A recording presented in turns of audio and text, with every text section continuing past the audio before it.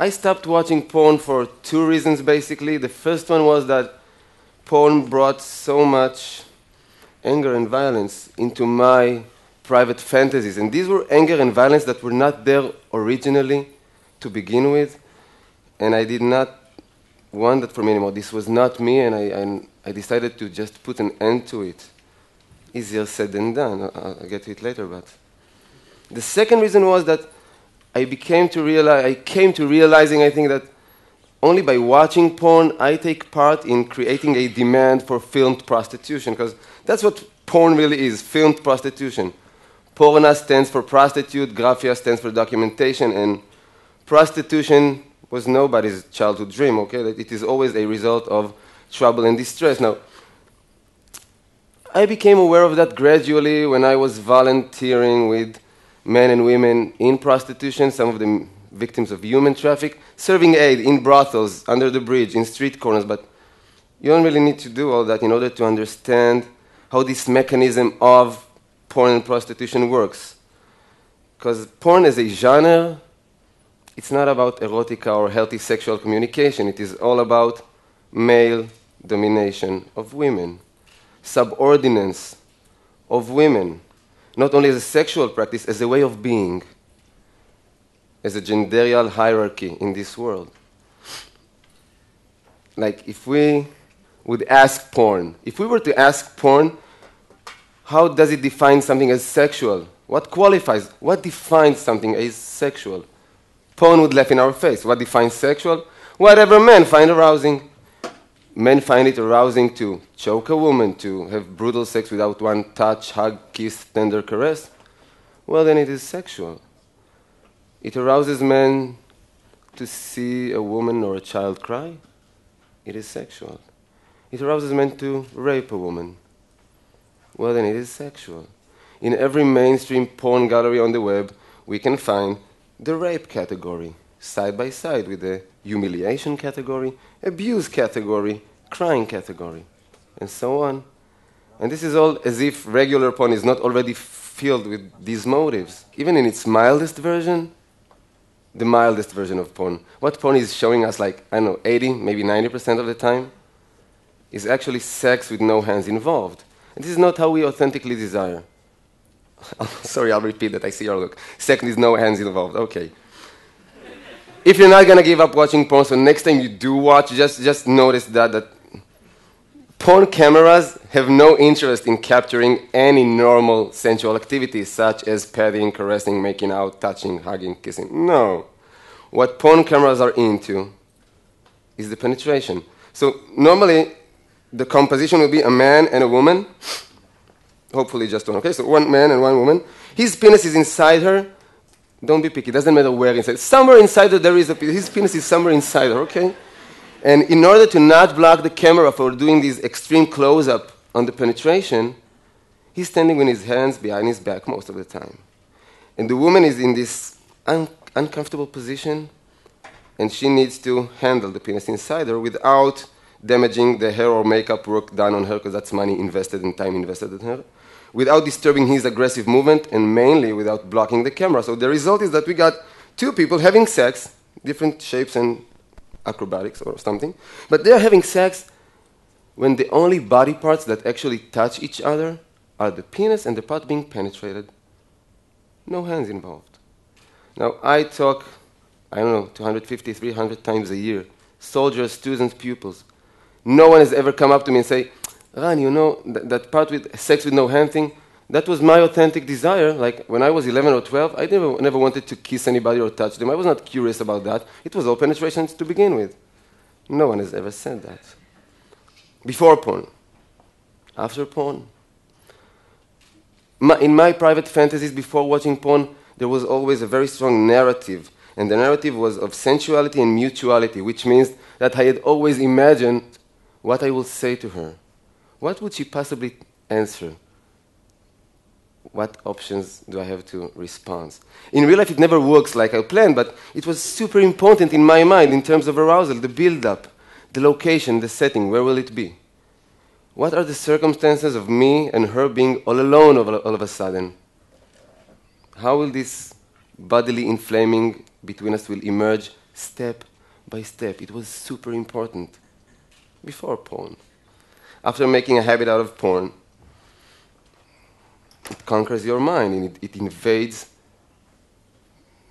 your brain, and I lost my ability to imagine, which means I found myself, and I won't be too explicit, but trying to masturbate, just closing my eye, trying to fantasize desperately about something human and not making it because my head was bombarded with all those images of women being violated and subordinated and forced into pretending they enjoy diabolic sperm rituals, okay? So this is pretty much the result. And we are all vulnerable to pornography. It's not just young people. And we should be very careful, I think, with not only what we put into our bodies, but in terms of food and nutrition, in what is the nutrition of our mind? Because everything we watch invades us. I'll give you a short example from non-sexual areas. I came back home, and my beloved one was watching some cultural junk. She was watching a karaoke show, auditions, the one with the chairs spinning. And we don't have a TV set back home, okay? We don't have a TV set back home, but only because it allows us to falsely present ourselves as deep and profound people. Wait, I never heard of that. Mastectomy, who? Angelina, no, we don't have a TV. We watch every cultural junk possible, okay? Not me, not her, we don't contemplate about l'existence. We download stuff, and we download all cultural junk. So I'm watching this 20 minutes karaoke show, and it was so boring and tedious, okay? 2 minutes talking, 4 minutes blabbering about it. I lost patience after like 20 minutes, and I went off to take a shower. And the most interesting part was in the shower, because what I found out there was myself in my most pathetic ever. I'm going to share it with you. I want to feel that you actually accept me and love me, so I have to share my most pathetic, and you have to accept it now.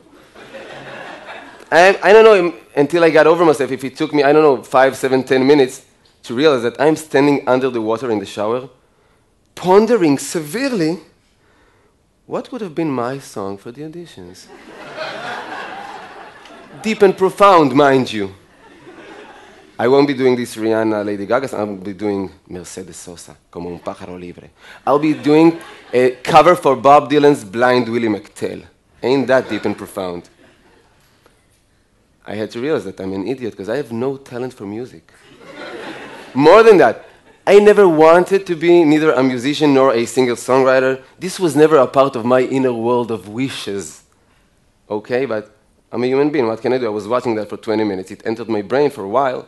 So if we take this example and we just try to measure or estimate the impact of 20 minutes of watching no matter what, how it invades our mind and conquer our wantings and desires, let's just try to imagine, or I can share with you orally, what is the impact of 20 minutes of watching porn once, twice a week, nothing unmoderated.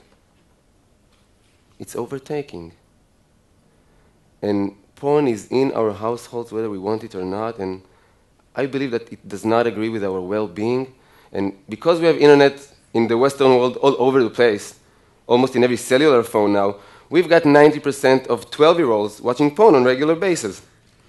And it has both an addictive effect and a paralyzing effect. It's addictive because we develop somewhat of a dependency in porn, but the paralyzing part is because, mainly for young boys and men, because porn is teaching us that as a man, you are solely valued in sex by having a large penis and an eternal erection.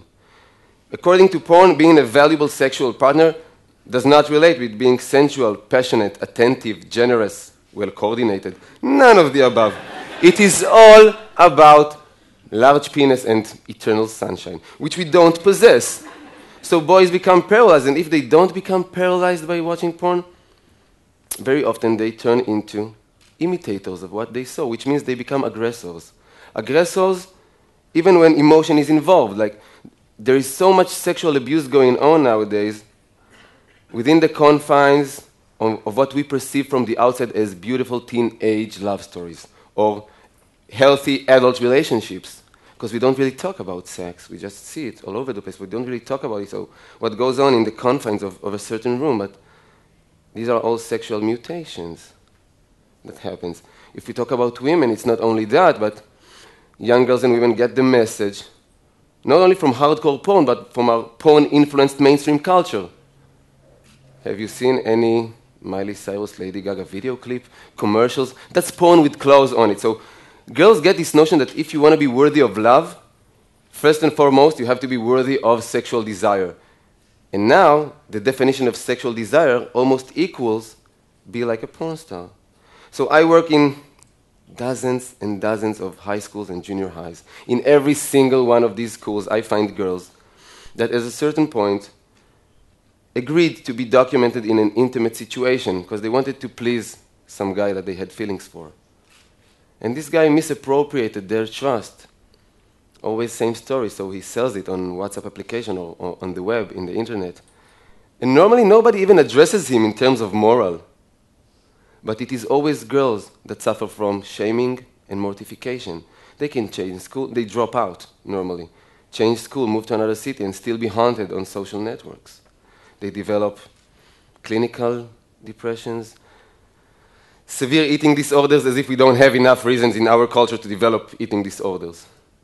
They become so isolated socially. So some of them, like Amanda Todd, rest in peace, some of them actually commit suicide because they find no more value in life or in themselves.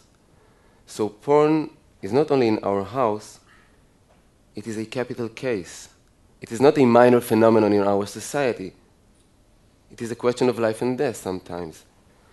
It is mainly a question of life and death for the people who participate in porn, because porn is not an embodiment of freedom of speech, freedom of occupation, blah, blah, blah. No, it's an embodiment of sex exploitation, working side by side with human traffic, raping, pimping, solicitation. For every one porn star with a book contract or a production company, we've got hundreds of thousands of women and girls who does not survive out there. Literally, they just don't make it. The sex industry just, how do you say, chews them up and spits them back into brothels, into hooking in the street, escorting, massage parlors with happy or unhappy ending, depends who you ask. And I'm not joking, this is serious life. This is the whole spectrum of prostitution. So many of them doesn't even make it to the age of 50. I'm talking countries that the average life expectancy is 75, 76 years now. They don't make it to the age of 50, for reasons mainly. Drugs, STDs, sexually transmitted diseases, being murdered by a John, a pimp, a boyfriend. And the fourth reason is suicide once again. Because if you're a prostitute, on camera or off camera, you're in the situation that we can refer to as social death. We have all sat in the dinner table with people who probably consumed prostitution, that have been to a brothel once, twice, at least. We never sat down to the table with a prostitute, not with a declared one. So that's social death. It is not glamorous, not at all. And when I sit in the privacy of my room and I watch porn, even without paying, no need to pay, it's free, okay? I hope you know that, if you're still consuming. Whatever I'm watching is creating a demand, and wherever there is a demand, there will be supply. There's a correlation. If I watch pornography of black older women, somebody is going to go out and pimp black older women. Asian minors, somebody is already trafficking Asian minors in order to film them, okay? Israeli women, Palestinian women, WASP, all-American college girls, that are strong in the last few years. It's a very upcoming category. The scum of the earth are already out there trying to solicitate and prostitute these women on camera. So I stopped watching porn for my personal well-being, my intimate communication, my private erotic life, my, reclaiming control and responsibility over my mind. But by doing that, I actually stopped contributing to this horrible sex industry, and that's a good thing to do, I believe. And I would really like to propose that notion of physically and emotionally safe sex. Emotionally safe sex. It does not mean going back to be conservative or unliberated sexually. I'm all for sexual freedom. It just means that we need to put genderial hierarchy aside, subordinates aside, and bring back in, let's just say, laughter as a critical mass for intimacy. Two souls, two humans, two souls alone in private. Can they please have a laugh together? I don't care if they know each other for a decade or for an hour.